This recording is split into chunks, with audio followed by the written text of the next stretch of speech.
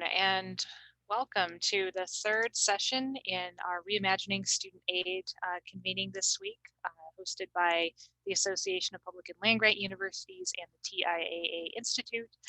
We've really been having a great week, a couple of great sessions already on financial aid innovations for affordability and reducing student debt. Today's session will be approximately 1 hour, and we will have a panel discussion on the future of financial aid, also looking at what's been happening in the federal policy landscape around emergency aid and funding for students to meet basic needs during the pandemic, and what we've learned from that experience, what institutions have learned, and what APLU has learned that maybe will inform future efforts. So we have a great panel lined up today. I'm going to introduce the panelists. First, we have Anne Olin from TIAA Institute. She is Managing Director at the Institute and will be moderating today's panel. Lindsay Tepe, Director of Governmental Affairs at APLU. George Yanchak, who is the Director of the Mountaineer Hub at West Virginia University. And Joe Dablo, who is Director of Student Success at the University of Louisville. So each panelist will have about 5 to 7 minutes to give some opening remarks, and then we'll have a panel discussion led by Anne from the TIAA Institute. I'm just going to turn it over first to Anne to say a few words about the Institute and why they invested in this research. Thank you very much, Julia, and to Alcione and to APLU. It's really a pleasure to be here. And I would like to just take a quick minute, to make sure everybody is familiar with the TIAA Institute. And hopefully, if we're not already in your Rolodex as a resource and a partner, by the end of today, you'll think of us that way. The Institute is a think tank within TIAA. We conduct and support research like this year-long project that APLU has been leading. We convene ourselves and co-host discussions that help share knowledge, again, like this one today. And we engage in strategic partnerships with organizations and associations that help us broaden our reach and that help us really stay connected to the issues that are top of mind for college and university leaders and other higher ed stakeholders. So over the past year, the Institute has conducted many conversations with higher education leaders. We've conducted surveys. We engaged in a partnership with EY Parthenon to produce a white paper. And all of that, in the context of COVID, helped prompt this engagement with APLU. Because consistently in our conversations and our surveys and our outreaches, student success rose to the top as an area of concern and prioritization by campus leaders.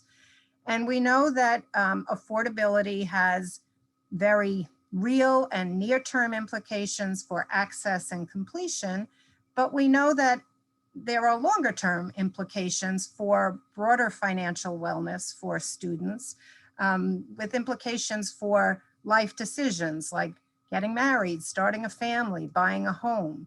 And financial wellness is really right in the crosshairs of one of the TIAA Institute's focus areas for research and knowledge building, knowledge sharing. We also know that affordability has significant implications for institutions' financial sustainability and their ability to recruit and retain students at enrollment levels that will ensure ongoing financial sustainability. So again, against that backdrop, this opportunity to work with APLU to support this project on affordability was very important to us, and we are just really delighted with the progress that has been made. Briefs 1 and 2 that are available both on the Institute website and on APLU's site. The conversations over the past week and over the past year, really, that APLU has been leading with its affordability fellows. Thank you to all the fellows and institutions that participated. We're just delighted. So thank you again. We learn by working with all of you, and hopefully that today's conversation will yield additional ideas for further research, further analysis. So I look forward to it, and I'll turn it over to, I think Lindsay is up next. Thank you so much. Just taking a second to unmute myself there. Thank you for the introduction. As Julia said, I'm Lindsay Teepee, the Director of Higher Education Policy on the Governmental Affairs team at APLU.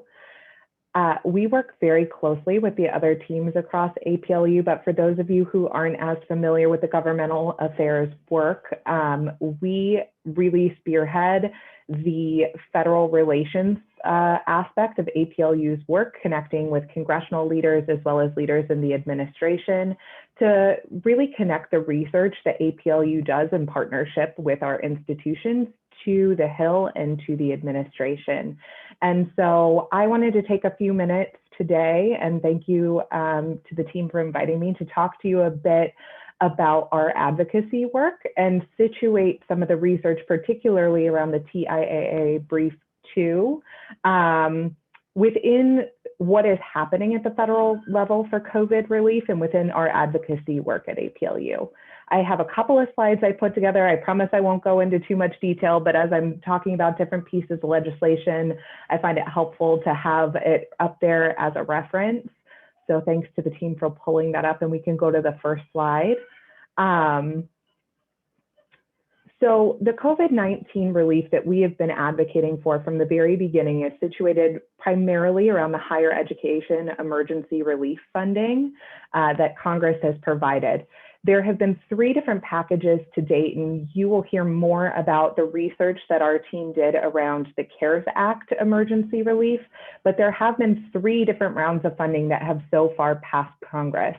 HERF 1 funds, as we call them, through the CARES Act totaled about $14 billion, half of which went directly to students, which is the portion that our team focused in on. HERF 2 funds from the Coronavirus Response and Relief Supplemental Appropriations Act, or CRRSA as we call it, was a little bit more funding. It was $23 billion. And that worked a little bit differently in terms of how much went to student emergency aid. Instead of being 50% of the total funds, institutions had to match the amount that they spent on student emergency relief in CARES. The last package, which passed, and all of my days are running together in these quarantine times, but I believe earlier this month through the American Rescue Plan Act, totaled a significantly larger amount, $40 billion. And again, at least 50% of those funds, similar to CARES Act, will go directly to students in the form of emergency relief. So you can see how the research that our team put together and looking at how our fellows institutions are dispersing this aid is directly relevant to the billions of dollars that institutions will be giving out to students throughout 2021. And those decisions will continue to have ramifications in the future as students are receiving emergency aid and as Congress considers other ways that they might fund emergency aid in a more consistent non-emergency relief basis. The one other thing that I wanted to flag on this slide, the requirement to prioritize student need is a little bit different in the 2 pieces of funding that are coming through HERF 2 and 3. There is a requirement written into CRRSA and the American Rescue Plan Act that student need is prioritized, which was not law in the CARES Act funds, but was encouraged through Department of Education guidance.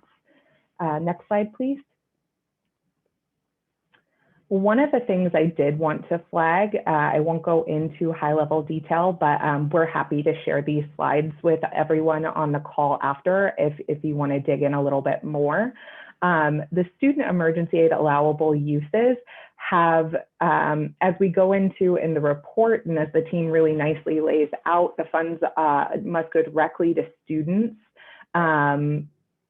There were some difficulties that institutions, and I know that the other panelists will speak more to this, faced in trying to make sure that aid went directly to disruption of campus operations due to COVID.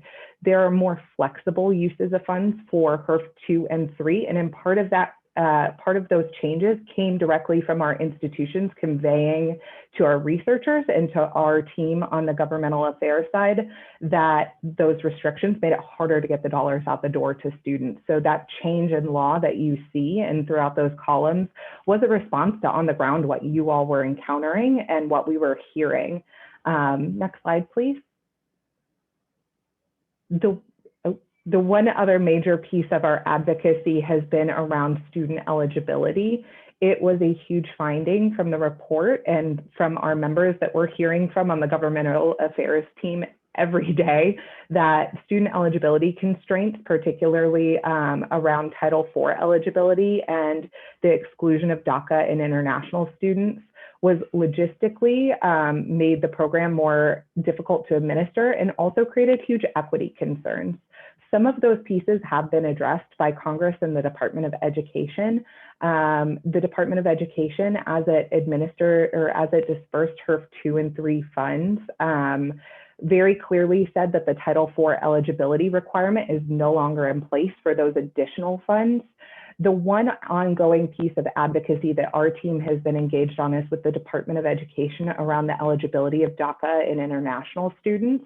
At this moment, that decision is sitting with the Biden administration's Department of Justice team. They are weighing precedent and other pieces of legislation that might cause restrictions for DACA and international students outside of these pieces of emergency relief legislation.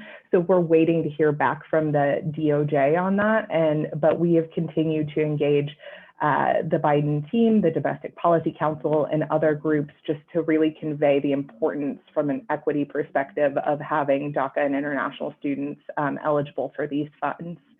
On the last slide, I just wanted to paint kind of a broader picture for you all of the work that we're engaged on beyond kind of the student portion of the emergency aid.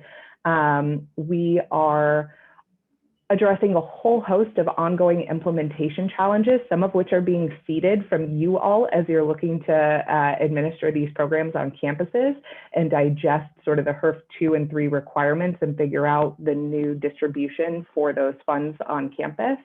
We are also looking to the next relief package. The Biden administration has signaled that the next package might have a broader infrastructure focus. One of the things that APLU has been championing is the connection of workforce and our members in developing the future workforce as a key piece of infrastructure. So part of our advocacy has been around doubling the maximum Pell Grant, which we think would have a huge impact for all low-income students, even beyond the more targeted emergency aid. The other piece that our team and my colleagues have been working on is higher education research relief, which I won't get into too much. But the last piece, you know, some of the more traditional infrastructure pieces that are going to come up in this additional kind of recovery package the Biden team is putting together, the Build Back Better plan. There are some sort of direct infrastructure pieces that we're asking for and some tax relief. So we have a really busy plate in governmental affairs with a very full agenda. But this advocacy around HERF funding and the student emergency aid in particular has been a big piece of our work, and we are delighted for the partnership with our colleagues across APLU and at our member institutions to continue to advance that priority. So I'll pause there and pass it back to Anne to introduce the next panelist. Well, thank you very much, Lindsay. I was busy taking notes and lost my own sheet as to who was going next, but I think we have Joe up next. Over to you, Joe. Hi, everybody. Joe Dablow, the University of Louisville. I was asked to just give you a quick run through of the University of Louisville's planning for CARES 1 primarily, although I'll talk just a little bit about CARES 2 as well. Just when I look back on it and did look back on it in preparation for our conversation today, I'm sort of impressed with our work, and I don't mean to sound arrogant or anything. I'm sure every university in the country is looking back on it and is impressed that they were able to deal with it as well and get the funds out to the students in whatever way they elected to do so. For us at U of L, you know, just like every other school in the country, we started to see the chatter develop on March 27th when things were first starting to come available, information about the actual legislation was coming around. On April 2nd, that's when I can really see the financial aid listservs sort of explode. The distribution of the various questions and uncertainty is really present in my email folders that I saved. We were able to, from that time period to I guess April 10th, we were able to navigate the initial requirements and certify our funding to the federal government. That put everything in motion. Between then and the 17th of April, we were able to do a lot of the system work within the university to prepare to use the funds. So we're PeopleSoft schools, so we had to establish a new grant and a new item type and some other things associated with some of the requirements that we saw emerging but hadn't been finalized. So the fact that the funds had to go directly to the student and not apply to a student's account balance with the university, we had to deal with that structurally within the university's system. We also, on April 17th, the federal government actually hosted its first webinar on things. So we were able to hear from the experts. Some of the interesting things looking back are, in that time frame, I have in my notes who is eligible, and international students was a direct question. Students without a FAFSA was a direct question. In my notes, I had given the interpretation that, yes, I think those students will be eligible. That's in April. In June, we finally got the ruling from the federal government that no, those students are not eligible. And yes, it was in June, right, that actual ruling came out. And at that point at the University of Louisville, we had dispersed 5.9 out of $6.3 million. Lucky for us, we decided to go with a more conservative approach before our first disbursement. We decided to go with a reliance on students that had filed the FAFSA before we made our first disbursement. We were completely and totally in line with every ruling that ever came out from the federal government. I know, though, that there are some institutions that weren't, and those institutions were acting in good faith and doing the best they could to navigate some uncertainty. And I don't know what will happen. I don't know what the repercussions will be, but it's really not something for me to try to figure out. Jumping back to our timeline, by April 24th, we had an application. We decided to use an application to require students to certify that they'd incurred the expenses that made them eligible. We sent that application with an introductory note from our provost to about 13,000 students out of our 21,000 total students enrolled. We did use and rely on the FAFSA for better or for worse. That's what we used. We used that to identify eligible students, and we also used that to certify their eligibility. Our first disbursement happened on May the 7th. It was about $2.2 million. We went through and we sort of bit it off in chunks.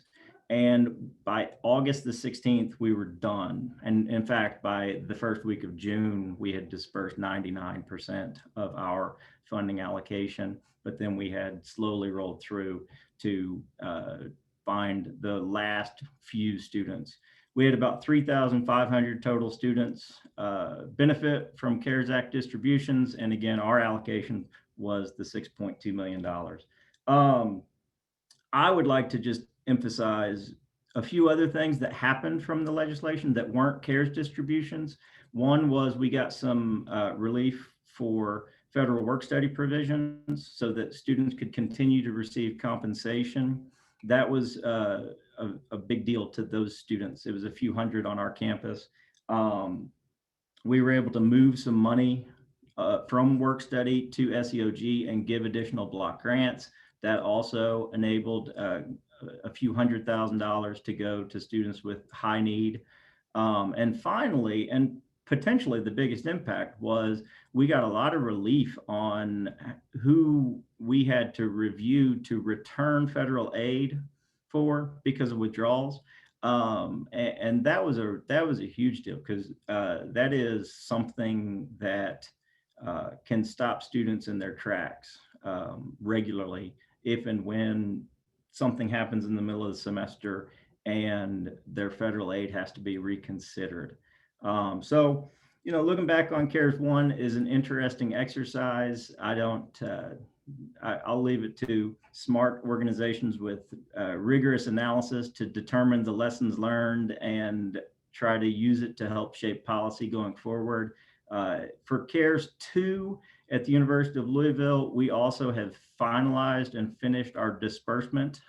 So it's interesting because, again, we're done. We have dispersed every penny and the rules haven't been finalized for it. Again, we used sort of a more conservative approach. There's not going to be any question that we're in line with those rules. The things that are still being determined would have been something where we could have been more lenient, but again, we chose the more conservative route. We prioritized getting the awards out over waiting for the rules to be finalized. And that's it. I'll be ready for any questions during the session. And until then, I will turn it back to the panel. Thank you very much.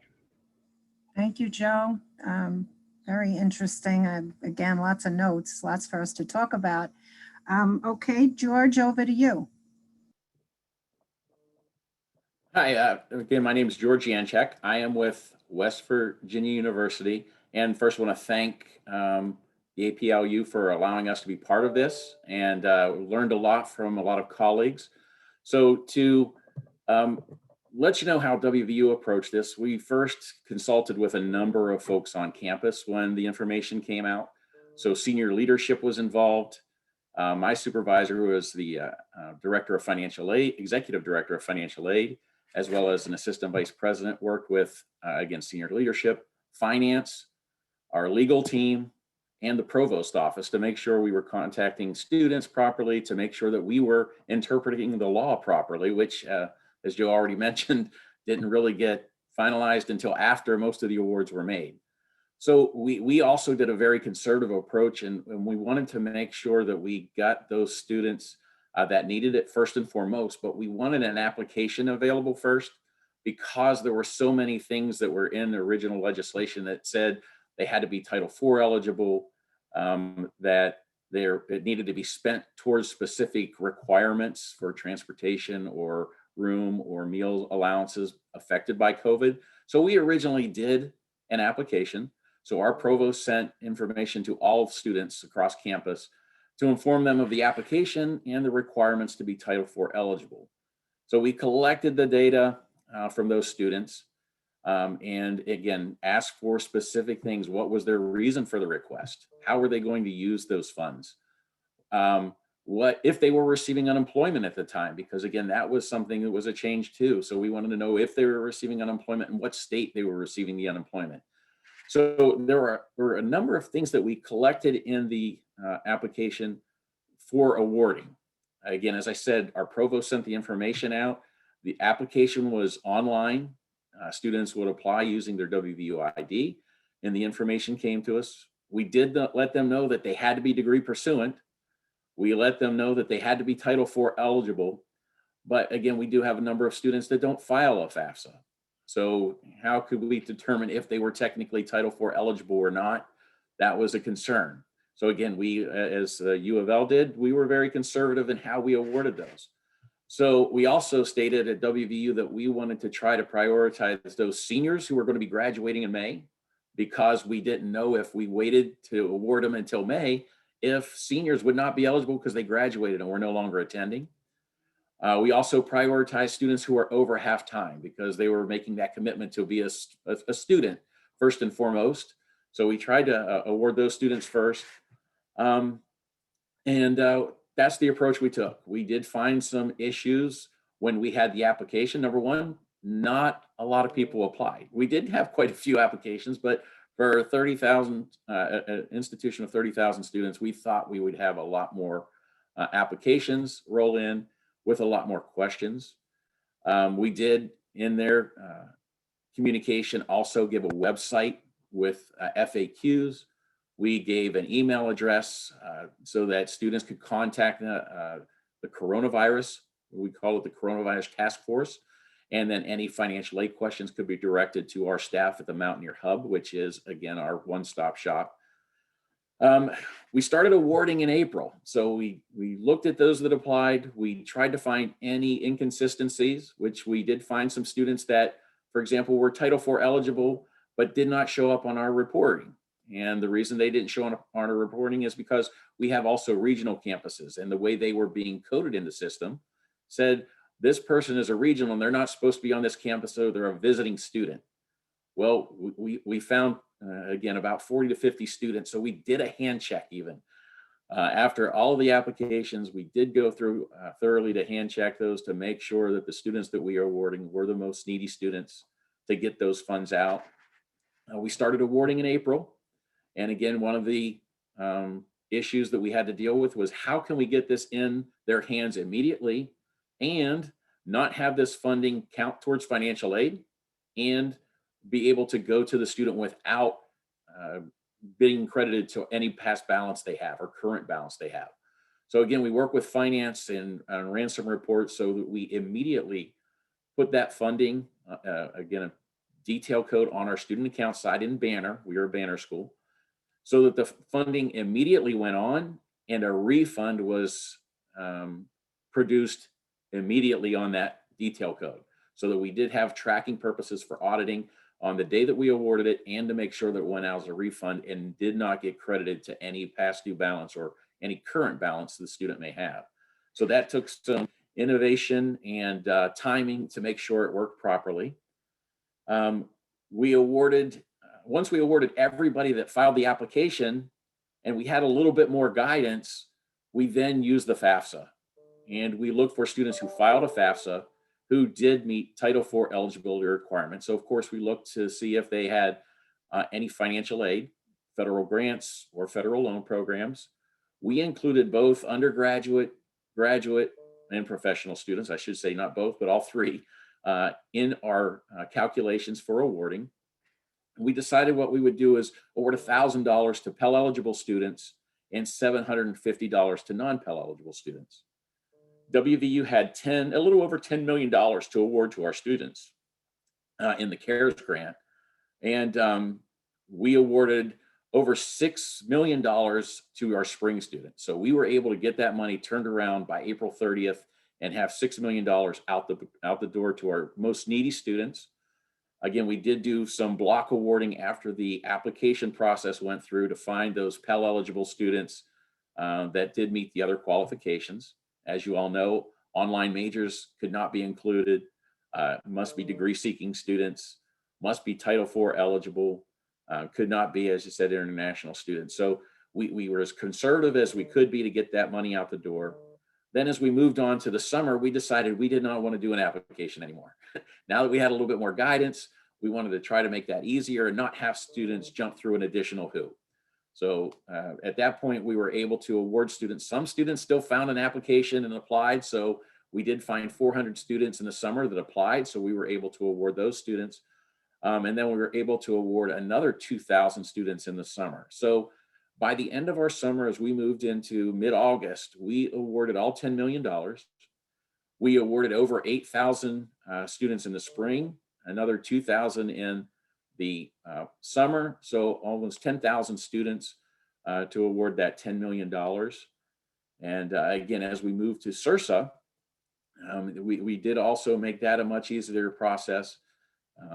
Number one, we communicated more with students because as a financial aid administrator, we're always trying to get every student to apply.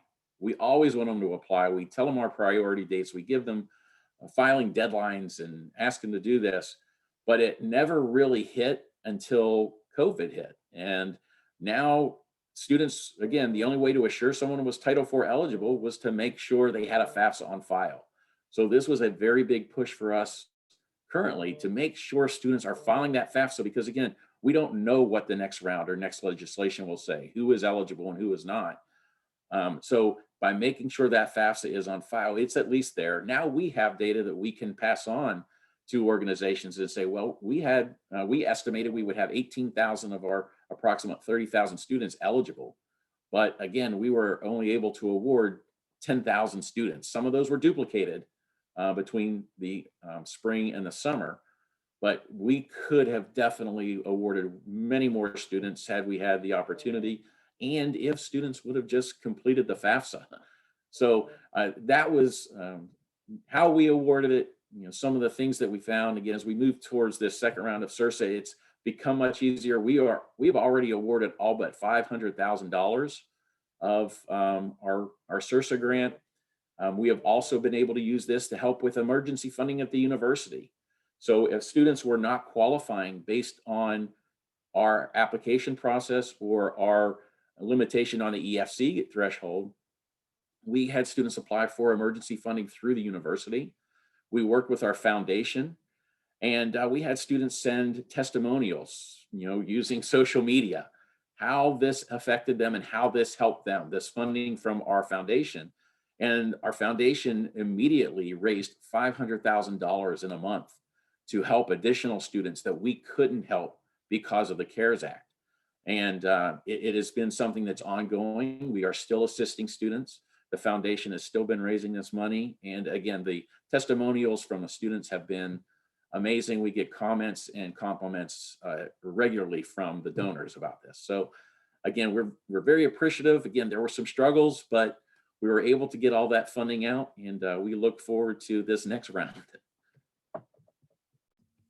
Wow. Oh, so many questions, so little time.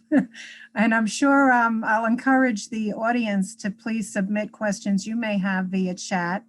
But I'll start with some of the questions that I have. And I think I'm going to start with you, Lindsay. Just you spoke first, and you mentioned some of the ongoing advocacy efforts.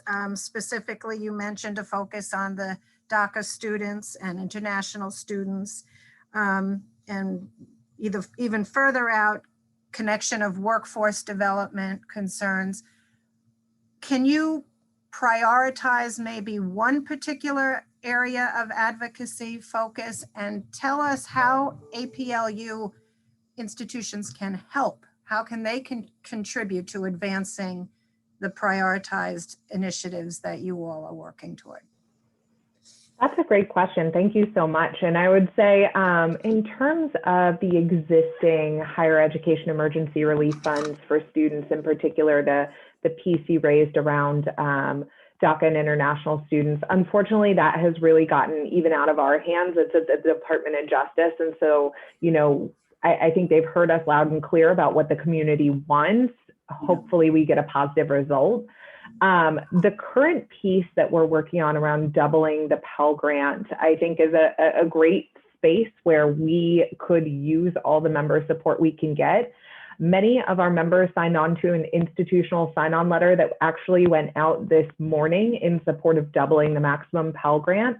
The final letter, it's 26 pages long, almost all of that is signatories. We had nearly 1,200 sign-ons, including 300 organizations and nearly 900 institutions of higher ed. 134 of APLU's members signed on to the letter, representing 49 states and territories.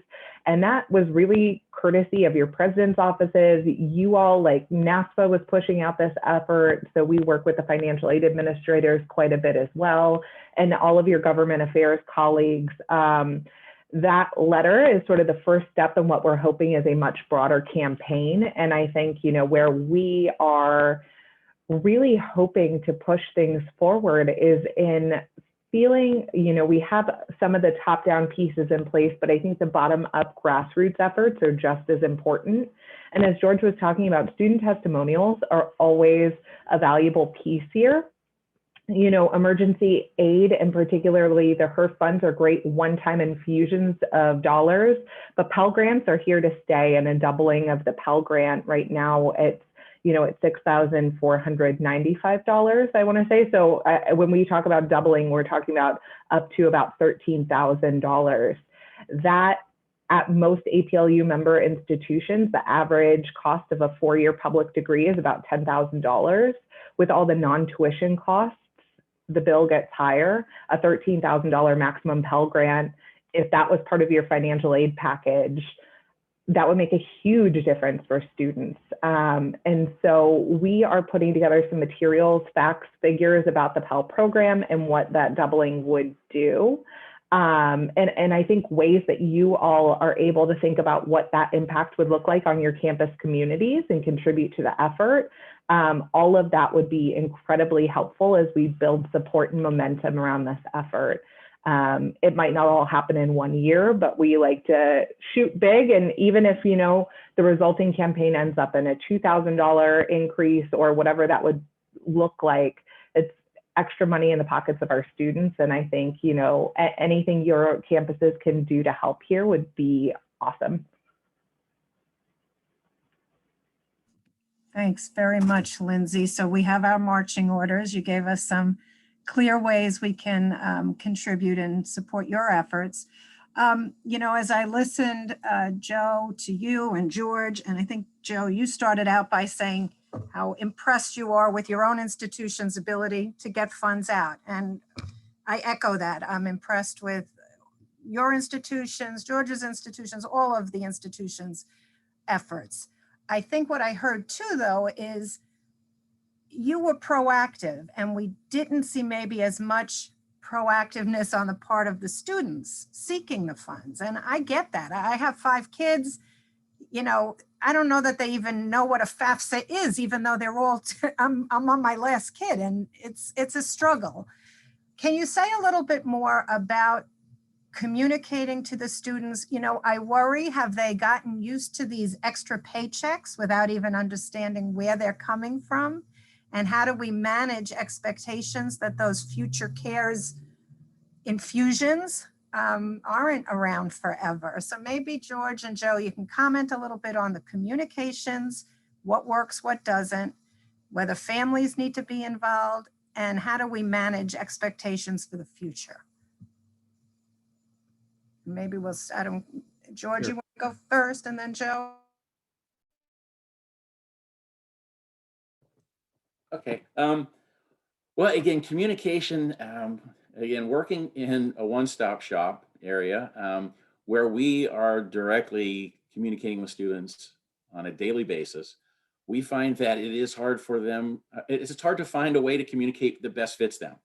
Because again, email is so old school. Texting, they're going to look for the friend's number or who it's from. And if they see a number that they're not familiar with, it's something that they think is spam or junk mail. So again, we found that coming from the provost office, that did help a little bit because it was coming from their office. The Mountaineer Hub, we tell them how important it is to look, because we do represent a number of offices. And for those of you that don't know, we represent financial aid, student accounts, the scholarship office, the office of the registrar, federal work study, and our revenue services team. So we send out things that are important. We don't send out junk mail. We tell them deadlines. And we find that does help a lot. We have been able to start tracking more with communications on how many students are actually reading our emails and clicking on links. So that has been a plus. So again, the best way to communicate, I think, is going to have to, I'm going to say, is either email or texting those students right now. But it's just so hard with texting to make sure that you have a correct number, that everything has been updated, and the students are receiving those. Joe, you want to add something to that? Well, just with respect to communication, I agree completely. We, in financial aid administration especially, we still utilize email probably more than we should. But we've gotten better at, after we send in an important email, we'll follow up with a very short text message and check their email. So, and that still doesn't really get the student to focus in on the message necessarily. The broader question of student motivation and getting them to take the actions that the system currently requires, et cetera. I don't know the answers to that. I'm sorry. If I did, I'm sure it would, yeah, it'd be A great. better world, right? Yeah, that's right. I know, it's a big challenge, but you know, it's awesome that the institutions figure out how to get the money to the kids who need it. And the ones who need it most remain a challenge, but persistency is a success factor. Lindsay, anything you want to add before we move on? I want to take, we have some questions coming in from the audience. Why don't we go ahead and move to the next question? I know we don't have too much time. Okay, hang on one second here. Let's pull up. And I know there are a couple of follow-up questions in there about Double the Pella and just dropping some additional resources in the chat. So sorry if I'm burying questions. No, that's okay. That's okay. This is a question to both Joe and George. Is WVU or U of L collecting student authorization to apply HERF 3 towards their university charges, and why or why not?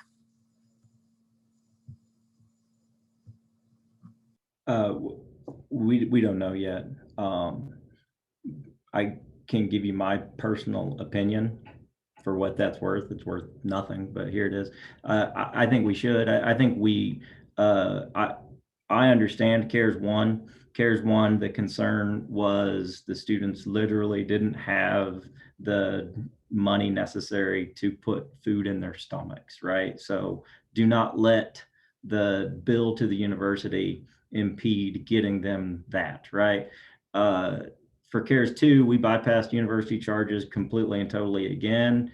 And that's fine, but all that does is push out a student problem, if it is a problem. I mean, if the students cleared their balance with the university, then they get the money anyway through a residual process. If they haven't, then it just continues the issue associated with they owe the university money.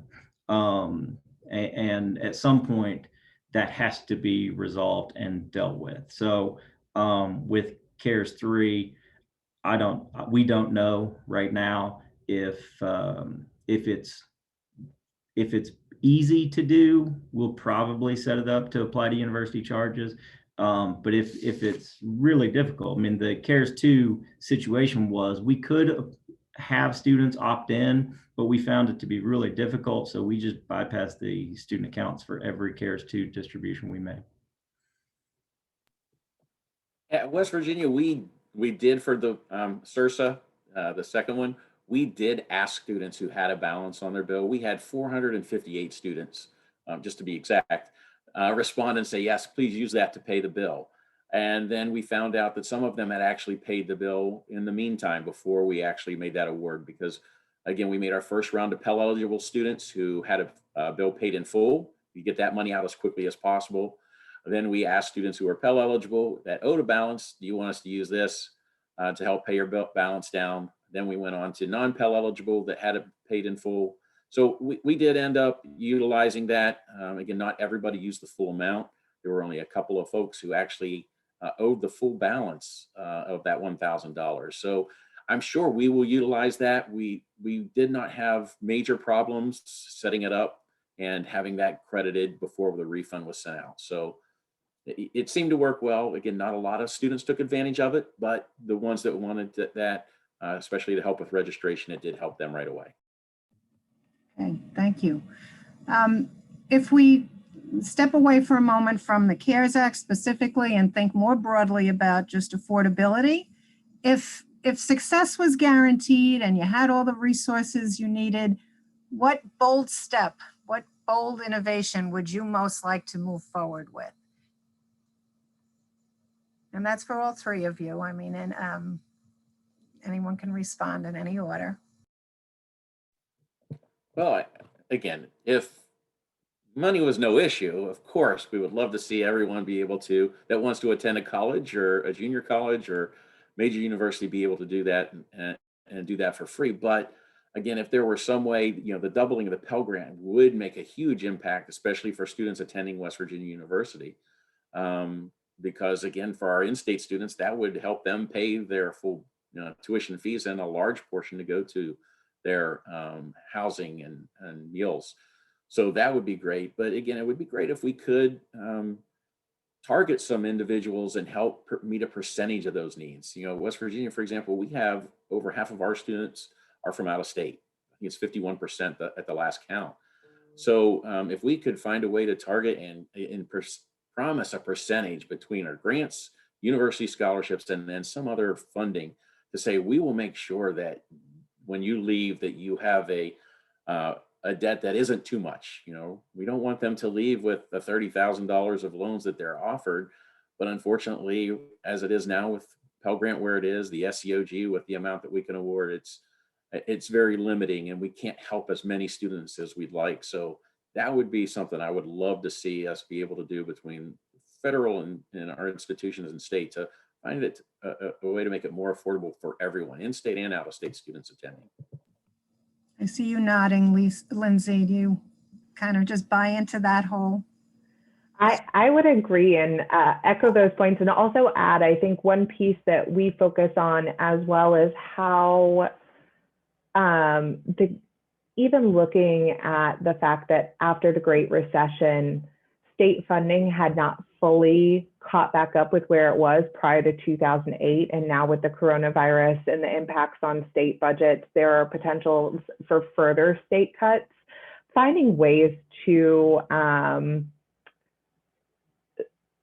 ensure that federal funding is supplementing state investment and that your states are continuing to prioritize higher education investment, and finding how to really continue to leverage, particularly for the lowest income students, institutional, state, and federal resources to be sure that if we're putting investments in one corner, other areas aren't getting cut off. It is a big wish list. And so I think finding, we're hopeful on our team that some of the coronavirus relief funds that went to state and local governments will help offset some of the budgetary impacts that your states are facing, so that higher ed doesn't continue to see year-over-year cuts. But finding ways to make sure that those investments continue to have the intended impact of decreasing, as George mentioned, the amount of loans students need to take out, not just shifting kind of the burden of aid to other actors. That would be kind of top of my wish list. Okay. For me, I'm not sure it's an answer to your question, but the part that I find most gut-wrenching, that gives me the most heartburn, isn't the student that graduates from our institution with $30,000 in debt. It's the students that don't graduate and Yeah. have $30,000 of debt. It's, the students that get halfway through and then things don't work out, or a 3/4 of the way through. You saddle these individuals with the same debt burden, but without the enhanced earning power.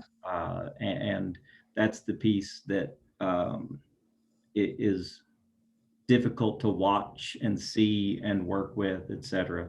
Not to get abstract, but I believe in our product. I believe in what we do. I believe that we're worth it as far as students making the investment in themselves, us, et cetera, et cetera. So.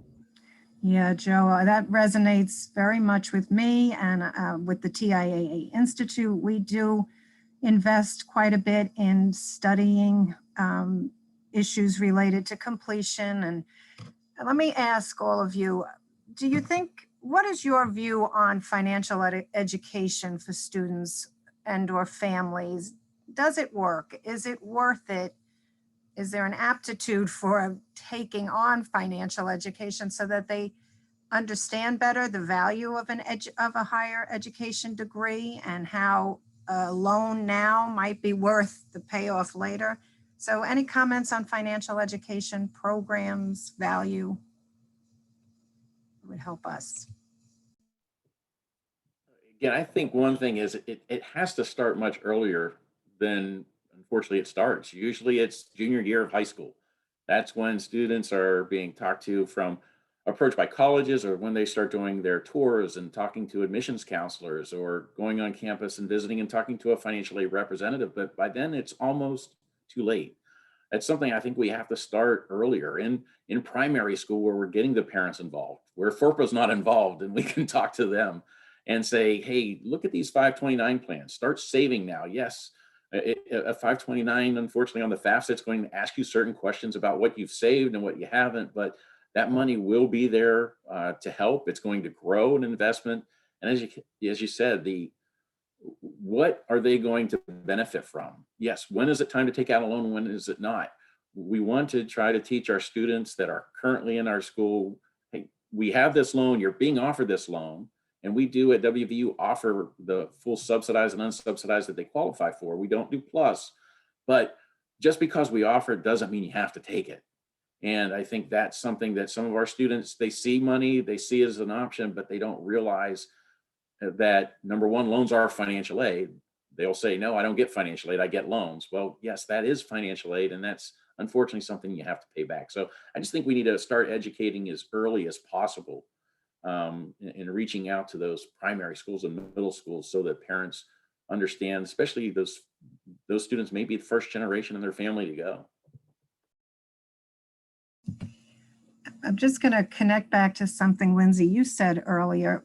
We have some work underway with the Education Trust, zeroing in on student debt in the African American community. And there's been a lot of qualitative and quantitative analysis. That's one of the findings that I think is particularly interesting, is a lot of the students who are carrying debt said, well, we knew we were taking on debt. What we didn't know is how hard it would be to get a good job that would allow us to repay that debt. And Lindsay, you talked earlier about that being one area of advocacy. Can you say a little bit more about, the connection between workforce development and APLU's work in this area? What are the key objectives? How can we help move the needle?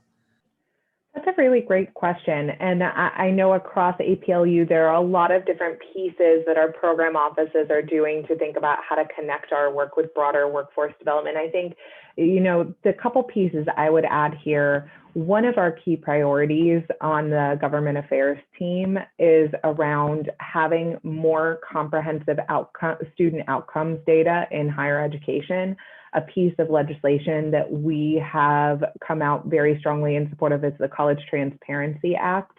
And there are a lot of unknown questions about the connections between K-12 higher education, certificate programs, other kinds of post-secondary education and outcomes in the workforce, and having individualized student data that you can disaggregate to see how African-American students, Hispanic students, white students, Native students are experiencing kind of those connections to and through higher ed and into the workforce would really help to create a more robust data-driven conversation around how to move the system forward and make sure that higher education is working for everyone. The one other piece I would say, I would just echo all the previous comments about, financial literacy early and often being a critical piece, because once students have loans, that additional knowledge isn't helpful. You really have to catch students before they start making financial commitments that will stick with them the rest of their lives. But I think the big piece on the back end that we also focus on are repayment plans and having more straightforward repayment options. And so we have advocated very strongly to maintain all of the benefits built in around income-driven repayment plans, maintaining the kinds of forgiveness options for public service loan forgiveness, and for, attached to income-driven repayment plans, that 20-year forgiveness. You saw one big change in the most recent American Rescue Plan Act that made loan forgiveness on the back end not considered taxable income. That's been a huge challenge. So I think there are a lot of pieces both on the front end during college and on the back end that we can do to help students. But I think the overarching piece of better data would be helpful for all of those efforts. Thank you, Lindsay. We're getting close to the end. I'm going to ask another question now, though. One silver lining of the pandemic, George, that you mentioned is kind of the uptick in philanthropy or support from alumni and other donors to help students, close the gap between what they have and what they need to get to and through graduation. So that's a partnership between Student Affairs and the Advancement Office. Are there other partnerships, other stakeholders, Joe, George, Lindsay, that you would like to see develop, whether they're internal partnerships, external partnerships? Who else needs to be at the table to help solve the issues around affordability?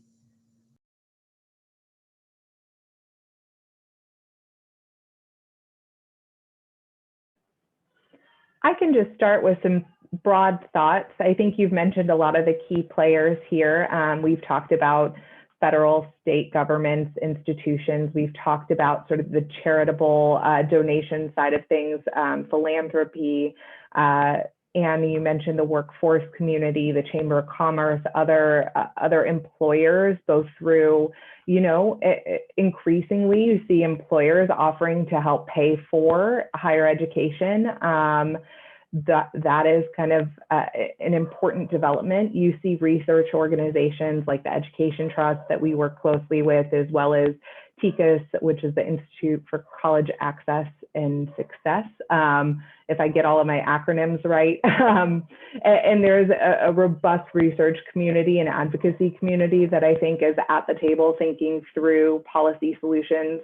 I would add that the researchers on all of your campuses are a huge and instrumental part of this work, looking at the efficacy of interventions that we've seen so far and what could happen next. I think financial aid administrators are a key piece of the conversation, and the representation that NAFSA provides for financial aid administrators.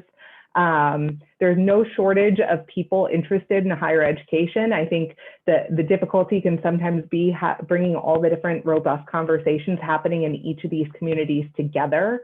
And to your initial point, Anne, I think this current crisis, if there is a silver lining, a lot of people have had to talk to one another and break down their silos to figure out what is going on and how we can respond. And I think maintaining those collaborations and trying to figure out how to move out of the emergency rescue and into the sort of recovery and keep those relationships going and keeping those conversations going is challenging, but really critical work. Just a couple of minutes left. Would any of you like to share any closing comments? Anything you might have done differently if you were just getting your first CARES disbursement? Any parting words before we turn it back to Julia? I would just like to say, first off, thank you again to TIAA and the APLU for allowing WVU to be part of this. It's been very interesting listening to Joe and all of the others who collaborated on this effort to hear what they've done and to help us move forward with what we're doing. Again, I know the one thing we would definitely not have done is that application. Again, we would have tried to reach out to those students and do it as quickly as possible to get those funds out. But again, we wanted to make sure we were doing it correctly at the time of guidance. But again, it looks like that is being addressed. So thank you. That's good. Okay, Joe? I also just want to say thanks. Thanks for having me. Thanks for including us. And we're looking forward to reviewing the final results as well. Lindsay?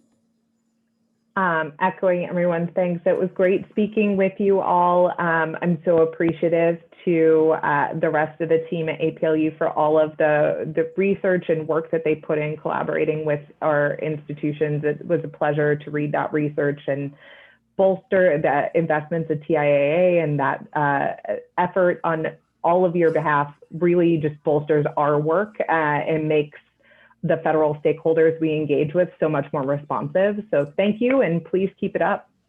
That's great. Okay, Julia, over to you. And thank you, Julia and Alcione and APLU, for allowing the Institute to be involved. Absolutely. I echo everyone's words of thanks. We are at time. Please do stay tuned for the final research brief, which will be coming out within the coming weeks to close out this project. And thanks everyone who attended today, and see you next time.